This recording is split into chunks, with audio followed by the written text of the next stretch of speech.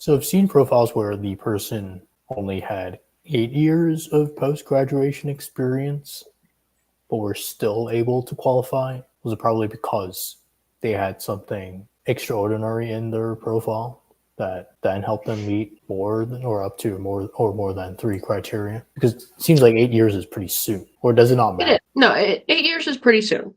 Definitely, most career professionals are not going to qualify for EB-1A after 8 years of work experience, but some do. And so the typical profile that I've seen for people who do qualify after that many years is they'll be able to claim both leading critical role and original contribution because they've distinguished themselves in their jobs. And through that, or through some side project, they're really well known for contributing a specific thing to their field. A lot of them have done highly published or highly cited research papers. Maybe they don't have a long record of publishing because they're not academics, but they may have one or two highly cited papers that are attributed to them. Others may not have papers, but they may be really, really involved in some kind of professional committee for a standard setting organization. Or they may have done just a lot of public speaking at conferences and be really well known and have a good reputation there.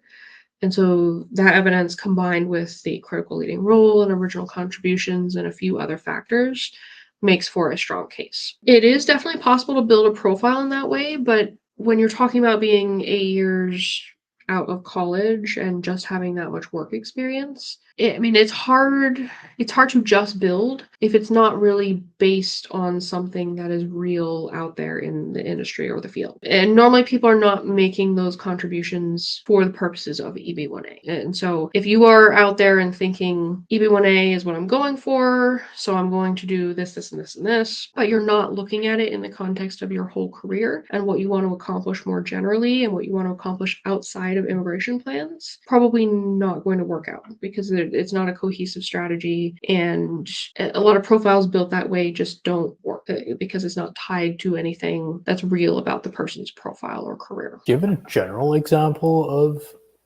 this kind of profile where it's clear that it almost sounds like you shouldn't build as if you were just doing this for EB-1A because it's going to be pretty obvious and Yeah. it will look obvious because you'll have done these certain things that everyone knows. It's just a way to check those boxes. Yeah, so I've had a lot of consultations like this recently, and I'm thinking of one particular where I was talking with a software engineer. He was a software engineer at a really well-known company, like a name-recognized company in the US. But he'd only been there for about a year and was not even at the senior level. So just baseline software engineer. He really couldn't claim critical or leading role because his projects weren't super high impact and his contributions to the projects weren't necessarily high impact. He was, of course, an essential member of his team, but it's not like he was doing anything super innovative. He was definitely at the point in his career when he was receiving instructions and then executing, and not in charge or leading or like the key member suggesting this, innovating this, or anything like that. So just based on that profile alone, he hadn't built up the expertise yet, I guess, or the credentials to say he was a top expert in his field. But he did decide to do profile building anyways.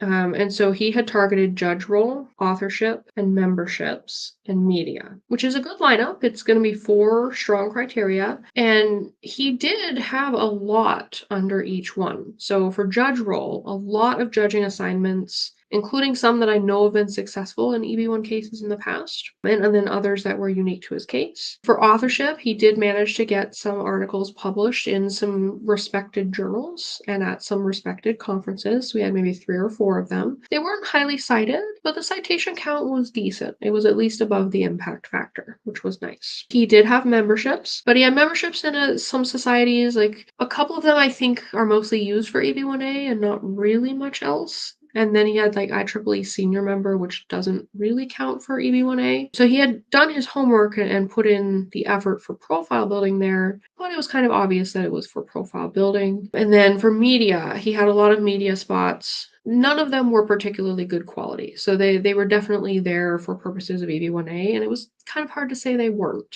Like sometimes I can spin that or I'll include some of them and not others. But it was clearly a manufactured media profile. And so putting all of that together, I would have, as a USCIS officer, checked a bunch of things off the list, but then I would have been left at the end saying, how has he risen to the top of his field? Like, what is his expertise in his field? What is his acclaim? What is his recognition? And it just seemed like he got a bunch of accolades that were not really related to his work or career. And so it was too difficult to say he had a strong EB-1A case. For that kind of case, you can file. Maybe you get an officer who doesn't really care and they're just checking criteria off the list, but it's rare to get that kind of officer. So I definitely put that type of case as like a probably less than 30% chance of approval, like very, very low chance of approval. I understand why some people want to file them, but I don't recommend it. And I feel kind of bad filing that kind of case if it's not clear to me what this person is an expert in.